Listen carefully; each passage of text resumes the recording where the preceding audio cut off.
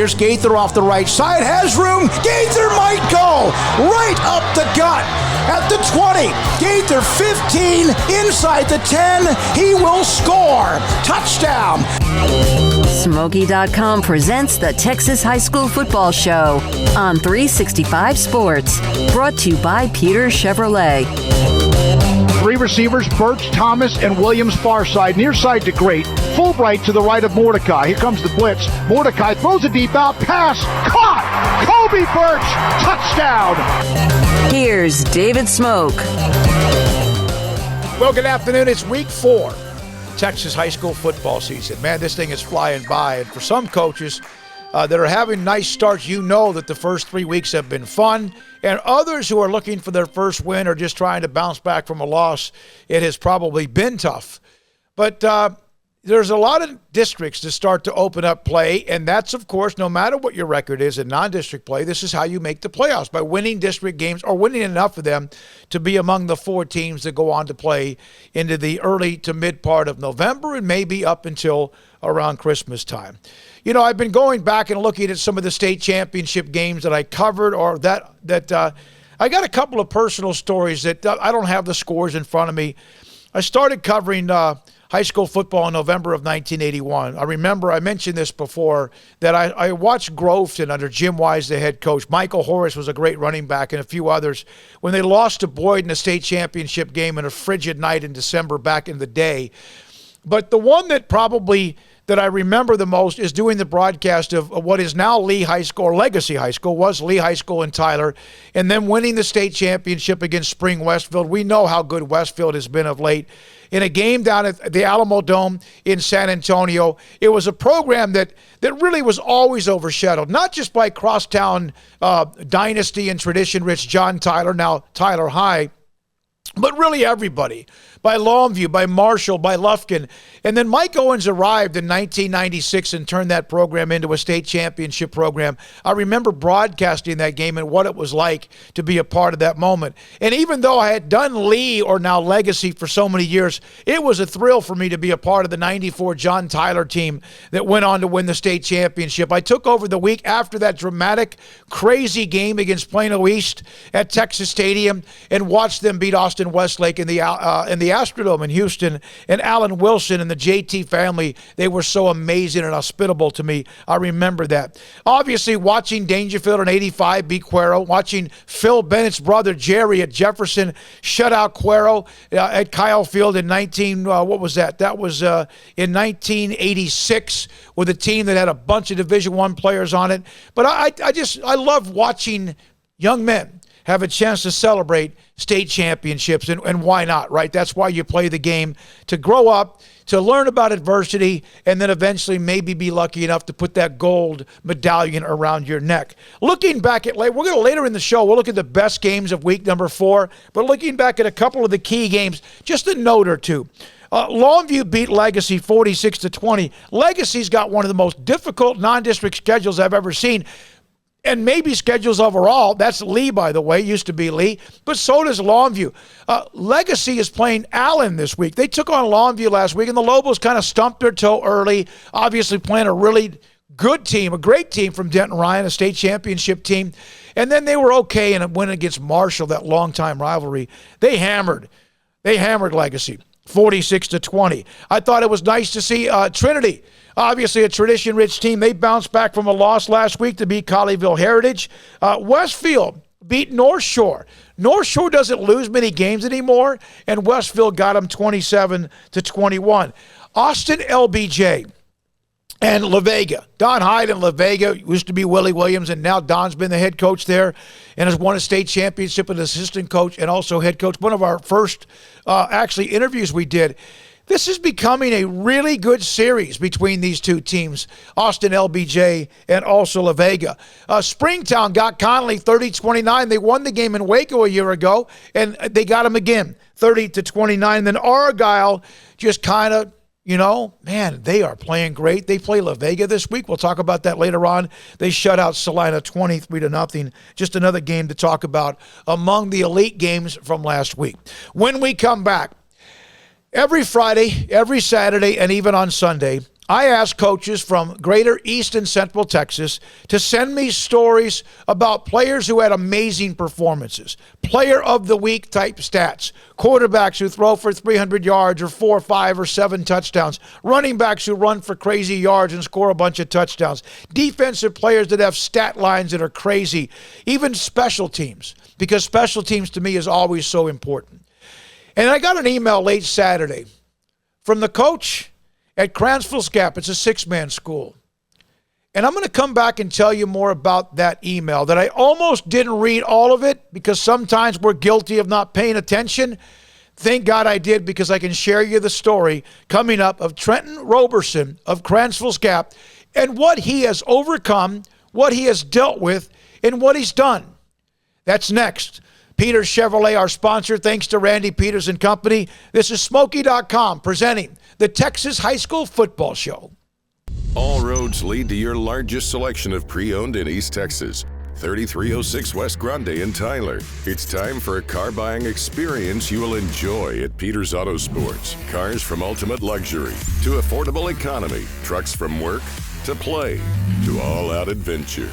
Come by 3306 West Grande in Tyler or visit us online at Peters Auto Sports and take advantage of our nationwide delivery. It's all here. Peters Auto Sports in Tyler. For a limited time, refinance your vehicle and have 90 days with 0 payments. Only at Genco FCU. Refinancing lowers your rate and you pay less for your car. You can't pass on rates as low as 1.75% for 48 months. Apply online today. Annual percentage rate subject to change without notice. Subject to credit approval, membership eligibility, and loan policies. Go to GencoFCU.org. NCUA Equal Housing Lender. My money, my future, my credit union. Genco. At Ideal MRI, we feel blessed to be part of the Waco community. We're a small family business here in Central Texas. At times like this, the cost of healthcare has never been more important. And unfortunately, significant illnesses and injuries still occur. And that's why Ideal MRI is open and here to serve you through this difficult time. So if you need an MRI, ask your doctor about Ideal MRI. You can schedule online in minutes at idealmri.com or call 833-IDEAL-MRI.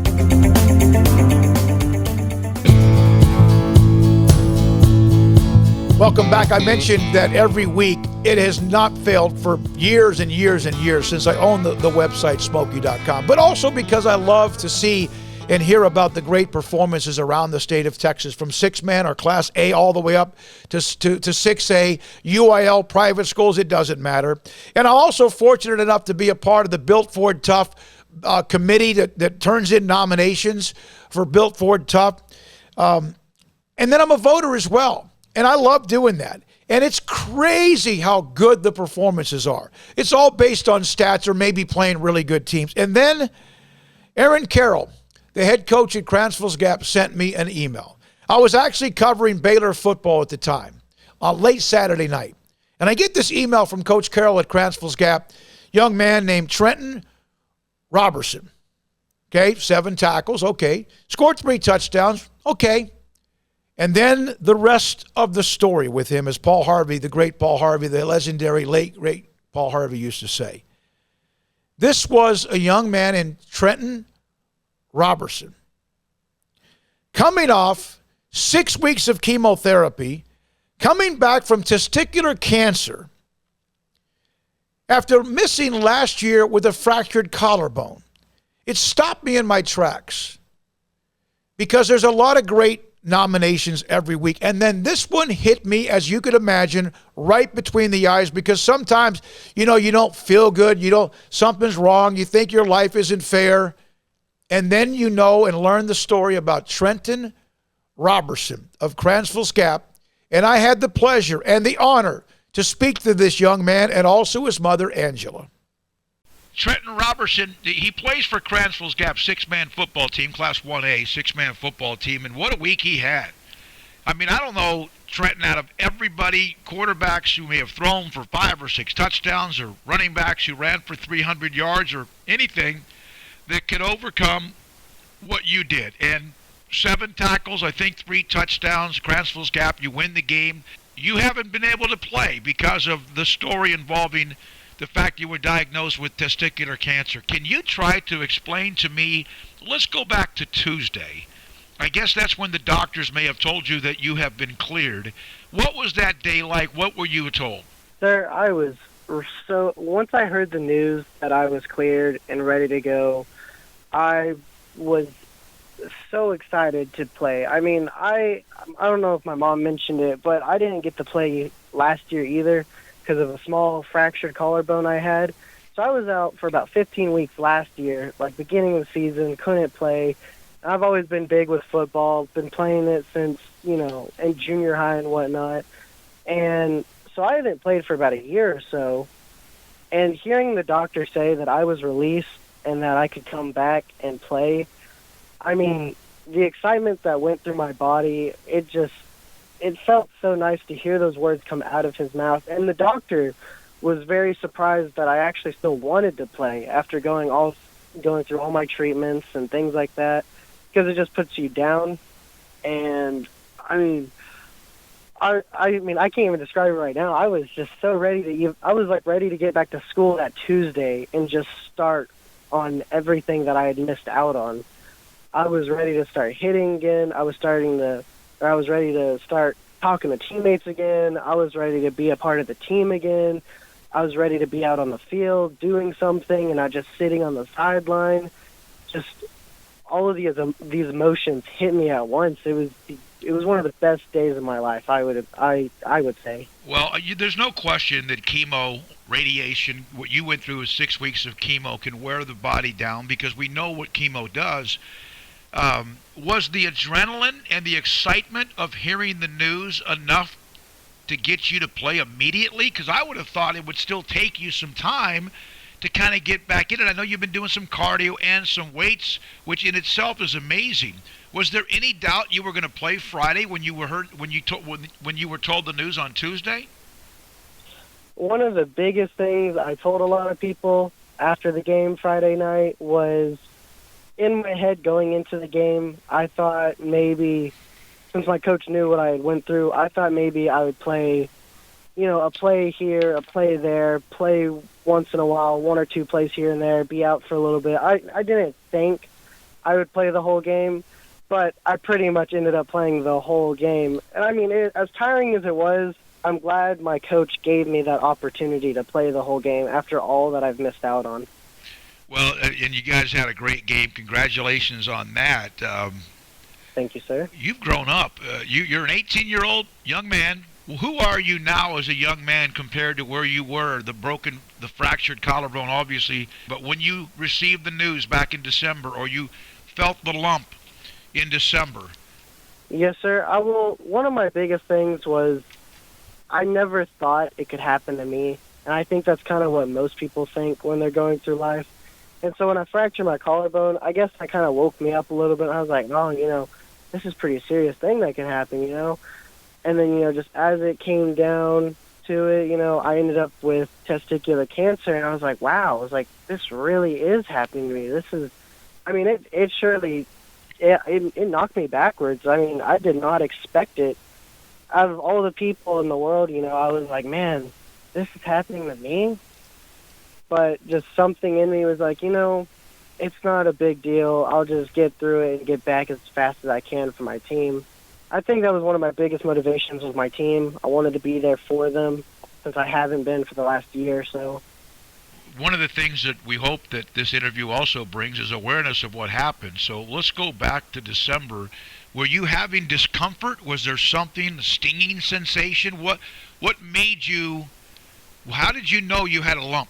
The lump, it didn't bother me any, which I think is why most people don't get checked, is because sometimes it just doesn't affect them or whatever. Right. But I was pretty much just showering, and I just kind of felt it, and I was like, I don't know, that seems pretty odd. I was like, I don't think it's supposed to be like that. And that's when I didn't really think much of it. And about a month or so later, it kind of went away. And that's why it took me actually a little bit to get checked, is it went away. And I was confused, but I was like, it must have been whatever. And then it came back again a couple months later. And I didn't think much of it again, but then it stayed a lot longer than the first time. So that's when I actually went to my mom and was like, hey, this is kind of awkward, but I have this lump on my right testy, and it went away, came back, hasn't gone away again. I should probably get it checked. So went to my family doctor. Family doctor was looking at it. He actually did a little test, and sometimes the mass can be liquid and it could just be caused from something else. Well, mine ended up being a hard mass, and he determined this by doing a test, which he used one of their fancy like flashlight gadgets they use to like check your ears and stuff. So pretty much he just turned the lights off and was examining me. He tried to see if the light could go through the lump, and it did not, meaning it was a hard mass on my testy. So then that gave him pretty big concerns, and so then that's when he started to kind of look into where we need to go from there. And that's when I got referred to my urologist, and then my urologist, he kind of looked at it, and he was like, yeah, this isn't a very good thing. If it's kind of liquid or whatever, it could be something else, but this hard mass is pretty concerning. So then I had like a sonogram to kind of confirm and all this. And so then when the sonogram came back, my urologist came back, and he was like, yeah, he's like, this lump is pretty bad. It looks like this, yada, yada. We're pretty sure it's this. So then they couldn't really do much research after that until they actually extracted it. So then that's when I had my surgery. I believe my mom said in March to get it removed. Surgery in April to get it removed. And then from there, that's where they kind of looked at it, dissected it, whatever else they did with it, I'm not too sure. And so then that's when they pretty much came back to me and was like, yeah, it was, I believe my mom said it's embryonic testicular cancer. And so then that's pretty much what threw me into the whole chemo stage of my whole journey. Yeah, what did you think when you heard it was that? Well, I may be somewhat smart, but I'm not a huge science person and things like that. I don't know big words, so I actually had to talk to my mom, who's a science teacher, and be like, hey, what does this really mean, yada, yada. But, once he explained it to me, that pretty much took me back because, there is the chance that if it did spread, it could possibly kill me. So there was that big 50% chance that was hanging over my head when I made my decision to go into chemo. You just said it could possibly kill you. Driving a car could do that. There's a lot of things that could happen that are just of happenstance. How does a young boy handle that? I've always grown up trying to live my best life. And I'm not saying I accepted the fact that if I died, I would die. But it was one of those things where I was like, man, this did happen to me. I'm glad it's not happening to someone else. Like, I'm glad it's happening to me and not someone else I care about. Chemo can wear you down. Did you ever, during the time you were going through chemo, did you ever doubt it was going to work? Was there ever a time you wanted to give up, not so much on living, but give up on playing football during that time? I would say not really, because just the experience altogether, like the chemo may have made me feel really nauseous and mad most of the time, but the experience altogether, just the people that I was around really made the experience better. The nurses were great. Even people I would talk to just walking on the street who would ask about it, they were great. One of the biggest people I think that really helped me push through it, I think it was my 4th week in the chemo, and that was my next Monday through Friday, 4 to 5 hours infusion every day chemo, and I went to an Olive Garden, I think on Wednesday that week, and our waitress had actually done 2 years, not 2 years, she had done 2 rounds of chemo. She had done 6 months, and then a couple months later, and then had to do 6 months again because she found out she had, I don't fully remember what she said. It was some kind of female anatomy cancer, I believe. And so she did 6 months of chemo, and she talked to me about it, how she felt during it or whatever.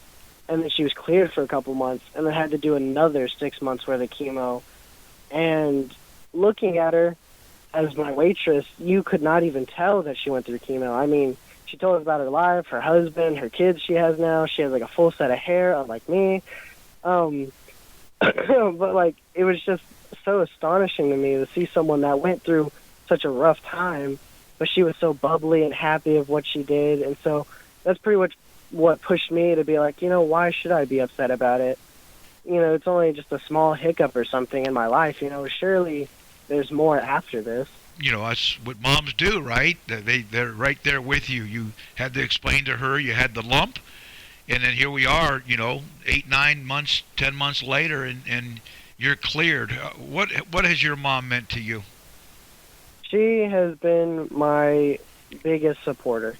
Although I know when we first heard the news of it possibly being cancer and me having to go through with chemo, she did cheer up and cry a lot, which is understandable. I don't blame her. But she's been there every step of the way supporting me. I probably couldn't have gone through it without her. She was always there, could always talk to her. She knew what to do. It was nice having her. What was it like to see her after the game? It was very exciting to see that she was so proud that I had come such a long way from all the chemo trips, not being able to play last year, things like that.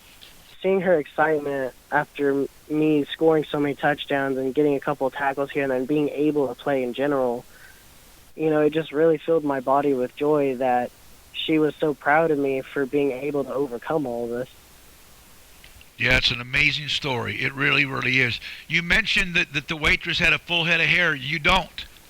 So yeah, I lost mine about 2 or 3 weeks ago. Hey, bald is beautiful, man, right? I have 2 teachers that are missing hair, and they're always by my side, and they joke about it all the time. They always make it feel like it's not such a huge deal. And actually, that was one of my biggest things, is when I lost a testy, I wasn't actually, I wasn't upset about it. I knew people would joke about it and whatever, and, I'd laugh with them. That didn't bother me. Losing a testy I thought was great and whatever. But when I lost my hair, that's what made me so insecure, because it was such a noticeable thing about my character. Is the way I would put it, because I've always had big red curly hair, always had to have a hat on to contain it, or else it just was this mop on my head. And so losing my hair, that made me feel pretty insecure. But I've had teammates come up to me and compliment me about it. I've had some girls come up to me and compliment me about it. I've had plenty of people give me plenty of support about being shaved or bald or whatever. It's awesome. What does this mean now? What have you learned about life? One of the biggest things that I've learned is things really can happen to you that you don't think can happen to you. I never thought, being 10 or 12, I never thought, I would have testicular cancer at 18, or I would fracture my collarbone at 17. I think it's just sometimes people take too many things for granted. I really did not expect to just wake up one day and be like, oh, I have this lump I really need to check out, and then go through this whole, 6 or 7, 8 months journey of chemo and cancer and all of that. You're an amazing young man. Trenton Roberson with us. Caranthal's Gap has battled through testicular cancer. Last year, a fractured collarbone. Scored 3 touchdowns in the 51-0 win against Gustine, and also recorded 7 tackles on the other side. Trenton, I'll be thinking about you, man, all the way. Stay in touch. Congratulations on how you've handled everything, and also battling through what you've dealt with and doing it with class. We appreciate your time. Yes, sir. I thank you for the support. I really do, man. If you're not amazed by Trenton Roberson, I don't know how you can be. Then maybe you can't be blown away. And then you've heard his story, and what amazing personality and character this young man has. How about his mother, Angela? She had to share this story as well. She had to worry about her son as well. And listen to her emotions about where he's been and where he is now. So, Angela, Trenton tells me about the timing, and I didn't even know about the previous injury, the fractured collarbone, which knocked him out of last year. So your son comes to you, a healthy teenager, and tells you he has a lump on his testicle. What was Mom's reaction? Yeah. At first, I hoped it was nothing, just some little thing. But I am his science teacher. I'm his mom and his science teacher, 6-man school. And 20 years ago, when I started teaching, I actually saw an episode from some famous reporter who had testicular cancer, and it was a surprise to that man back in the day. And ever since then, like that man's interview way back when really stuck with me. So every year when I teach my science/health stuff, I always tell girls to look for certain things, in their bodies and be healthy. But I try to tell young men, check yourself, because testicular cancer is not an older man's disease. It's a younger man's thing. Like that testicular cancer is very common in young men. And so I always tell young men to check themselves, which they think is really hilarious and funny. But he came to me and told me about it. And at first I was like in denial. Like, no, this, like he said earlier, like this can't be happening, And then 2-3 months later, he came again. And he was like, hey, Mom, something's not right. And so, we scheduled his appointment over spring break. And his general practitioner, said, hey, I've only seen 2 cases of this in 30 years, but I'm pretty sure this is bad. And, so we went from there. And like he said earlier, it's like, you're kind of in denial. He's so young and he's so healthy, but testicular cancer, really? It's been a crazy thing. He and I have shared a lot of the information about that time from December of last year to spring break, and then he, of course, had the surgery to take out one of the testicles, and then chemo, and that's your son. You love, we love our children. And what have you learned about Trenton? Oh my goodness, I have learned so much. He is, he's my hero. I've said that over and over. He has been so strong and just so amazing through it all, and so positive, and he makes inappropriate jokes about it, which we all laugh about. And he has so many inappropriate T-shirts about testicular cancer. But,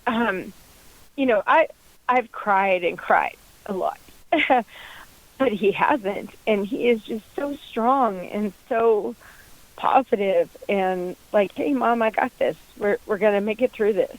He has just been amazing. And when he first found out he had testicular cancer, because we live in a tiny 6-man town, and I said, when we first found out it was really cancer, I said, okay, do we want to keep this quiet? Do you want to keep it private? Or can we talk about it? Is it okay if I talk about it to people? And he was like, no, let's talk about it. Let's spread the word. Let's get the message out there that young men need to check themselves. And I thought that was really brave of him. And he is, with his classmates, his teammates, on social media, even people he's never met on social media. He is totally out there. Like, this is what I went through. Check yourself. He's really helped spread the word. And that's what we're all about now. Because he's done with chemo. He's good. He's done with chemo. He doesn't have cancer anymore. Now we're all about spread the word and get it out there. Tuesday, the day after Labor Day, he is cleared. Yes. And, I would think he's worn out from chemo. He's tired. He's cleared. And what did you do when he told you he was going to play? I actually was like, yes. Oh, that's awesome. I know my son, and like you said, last year with the fractured collarbone and being out, and this year, this stuff, he's a really strong, big dude and a good lineman and center. And I know how much he loves football. And it's a senior year. So, when the doctor, he and I were both kind of like all in anticipation during that visit Tuesday. We were like, oh, my gosh, is he going to release him or not? And when he did, we both were like, yes. And as we were walking out to the car, Trenton was so super excited. I was like, oh, my gosh, you're being extra, Trenton. He was so excited. I was so excited for him. Yeah, and when he made his first touchdown Friday night, Oh, I was jumping up and down in the stands like a crazy woman. I was like, that's my son. 7 tackles, 3 touchdowns. And, I get nominations, Angela, all the time. Quarterbacks throw for 300 or 400 yards, 5 or 6 touchdowns, and running backs. Yeah. So when I got that one, I said, okay, 7 tackles. That's great. He scored 3 touchdowns. And then, thank God, I read everything. And I sat there and I kind of looked at it, and I kind of just started doing something. And then I went back. I said, wait a minute, what? And that's when I emailed Coach Carroll and then text him, and I'm glad that he sent me that information. It's an incredible story. I can't wait for everyone to hear about it. I really can't. Yeah, and we love Coach Carroll, too. Adam Carroll is an amazing coach and such a great supporter of our kids. And he's my coworker because we teach together. Mm-hmm. But he's just really good for kids. I love that he's coaching my kids. My daughter also plays football, and she's a sophomore. And her and Trenton have just been really enriched by his coaching. He's a really great guy. So your daughter's, I'm very thankful. Your daughter's on the varsity football team? Yes, she is, yes. Well, that's a story in itself. That's awesome. Perhaps. What's her first name? Her name is Trinity. With a D. Okay, that's awesome. Trinity with a D, yeah. All roads lead to your largest selection of pre-owned in East Texas. 3306 West Grande in Tyler. It's time for a car buying experience you will enjoy at Peters Auto Sports. Cars from ultimate luxury to affordable economy, trucks from work to play to all-out adventure. Come by 3306 West Grande in Tyler or visit us online at Peters Auto Sports and take advantage of our nationwide delivery. It's all here. Peters Auto Sports in Tyler. For a limited time, refinance your vehicle and have 90 days with 0 payments. Only at Genco FCU. Refinancing lowers your rate and you pay less for your car. You can't pass on rates as low as 1.75% for 48 months. Apply online today. Annual percentage rate subject to change without notice. Subject to credit approval, membership eligibility, and loan policies. Go to GencoFCU.org. NCUA Equal Housing Lender. My money, my future, my credit union. Genco.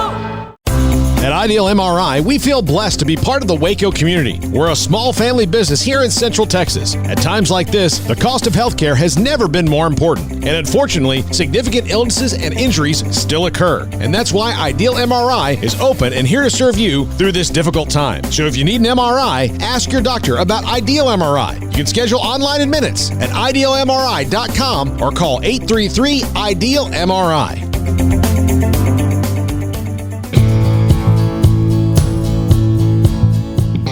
A&M Consolidated has a great tradition, championship tradition, and their head coach, Lee Fedora, it's his alma mater. He's coaching there. What a win they had this past week against Judson High School.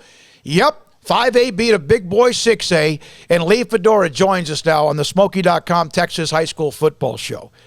Man, I tell you what, I just impressed the fact you scheduled them. How did that come about? Well, with this crazy stuff going on, we had Monterey Tigres set for a game at our place. And then when they shut down the border and everything, they had to cancel the game with us, which I understand. And so we were just looking for anybody to play. And I'd been searching for a long time. And then I saw Converse Judson all of a sudden needed a game. So I contacted them and they were good with playing us. How, that A&M Consolidated coach has had huge wins in their lifetime. But that might be one of the, without, again, state championships. It's not like you haven't played good people, but is this one of the better wins that school's ever had?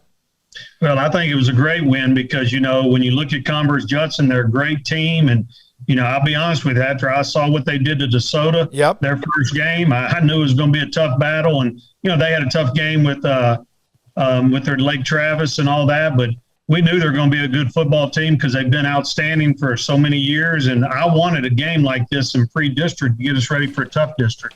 Well, and obviously you got it, and then you win that game. How do you make sure are you one of those that's pretty good about clearing it, whether it's a great win or a bad loss or whatever, and you go 1-0, you hear all the coaching cliches, you've got Willis this week?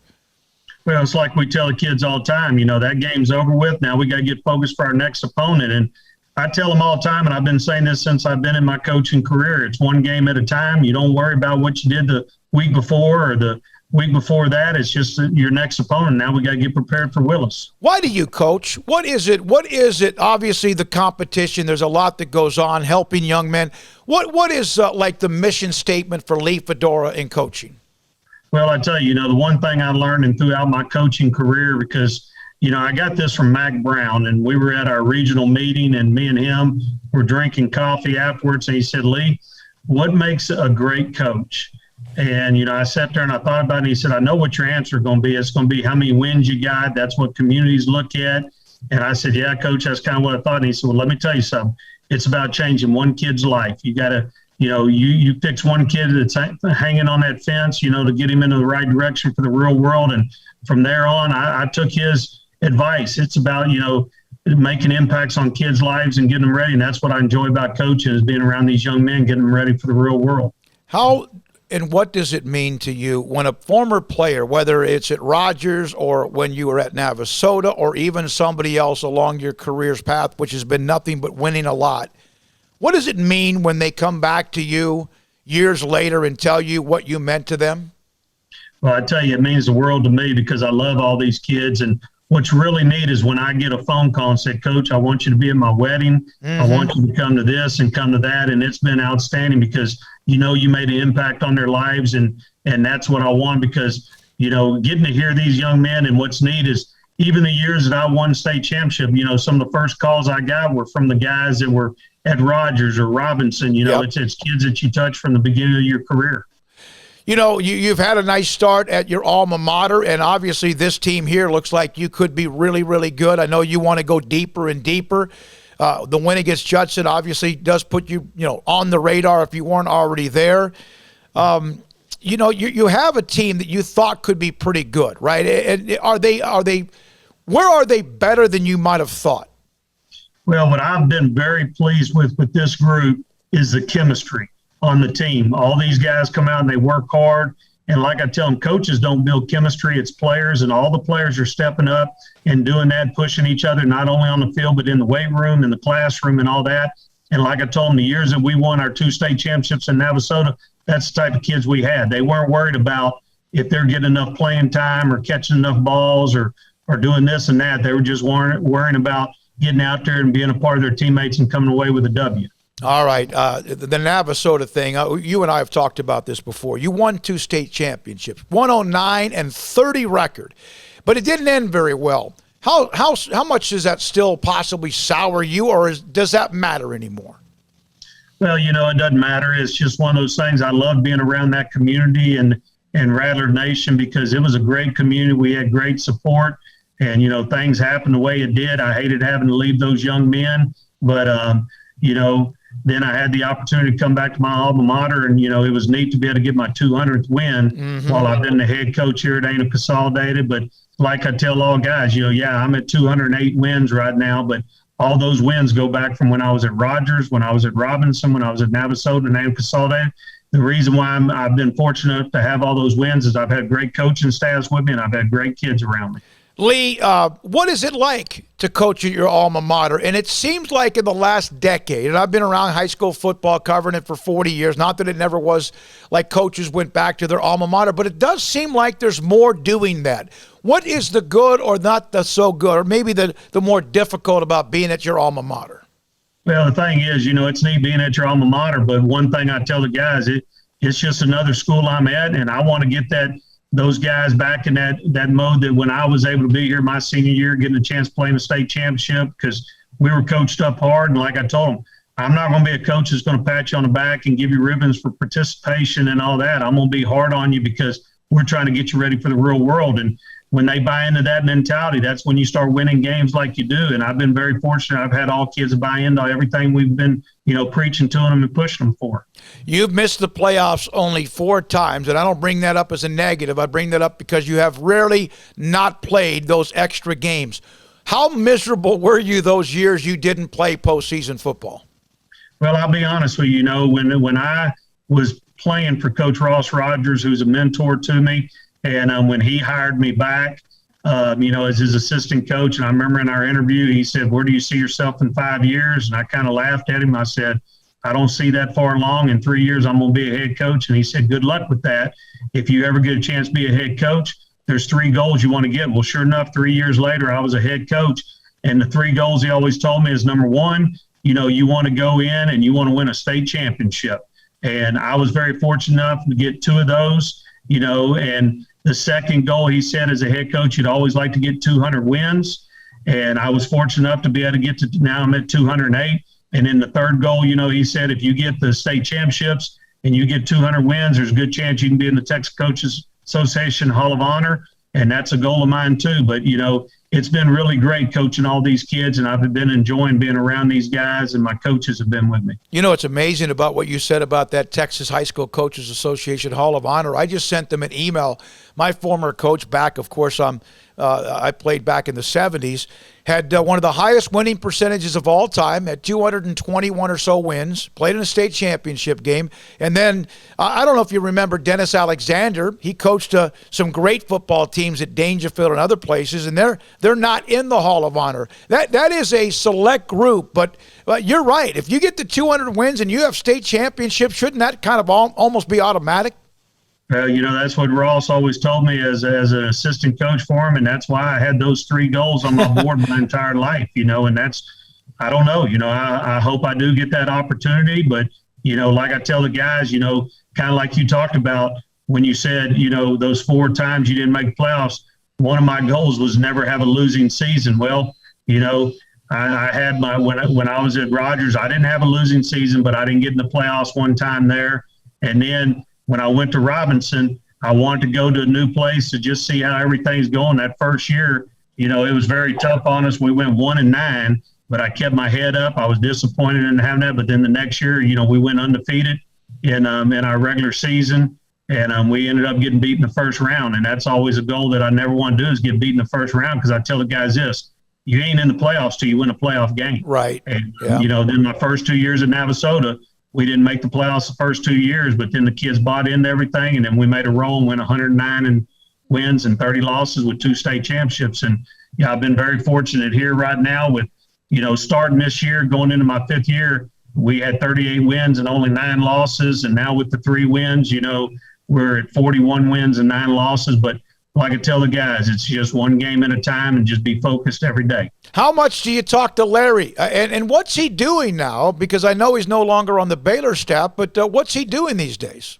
Well, we stay in contact a lot. My brother, he bought a lot of land, and he's doing a lot of hunting and fishing. So good for him. Right now. But, he's still a mentor to me too, because we talk a lot, we communicate. In fact, this summer we got together. I went over special team stuff with him and different things, and it's always great to learn back and forth from each other.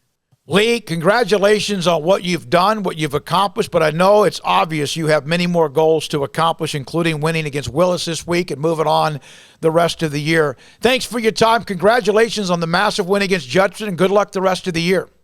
Thank you so much, man. I appreciate being on here with you guys. Lee Fedora, when I contacted him about being a part of the show, he said, heck yeah, let's be a part of it. And they earned it, not just because of his career, but the huge win against Judson this past week. Coming up next, we talk about the elite games in Week 4 of the Texas high school football season. And wrap it up, Smoky.com presents the Texas High School Football Show. All roads lead to your largest selection of pre-owned in East Texas. 3306 West Grande in Tyler. It's time for a car buying experience you will enjoy at Peters Auto Sports. Cars from ultimate luxury to affordable economy, trucks from work to play to all-out adventure. Come by 3306 West Grande in Tyler, or visit us online at Peters Auto Sports and take advantage of our nationwide delivery. It's all here. Peters Auto Sports in Tyler. For a limited time, refinance your vehicle and have 90 days with 0 payments. Only at Genco FCU. Refinancing lowers your rate and you pay less for your car. You can't pass on rates as low as 1.75% for 48 months. Apply online today. Annual percentage rate subject to change without notice. Subject to credit approval, membership eligibility, and loan policies. Go to GencoFCU.org. NCUA Equal Housing Lender. My money, my future, my credit union. Genco. At Ideal MRI, we feel blessed to be part of the Waco community. We're a small family business here in Central Texas. At times like this, the cost of healthcare has never been more important. And unfortunately, significant illnesses and injuries still occur. And that's why Ideal MRI is open and here to serve you through this difficult time. So if you need an MRI, ask your doctor about Ideal MRI. You can schedule online in minutes at idealmri.com or call 833-IDEAL-MRI.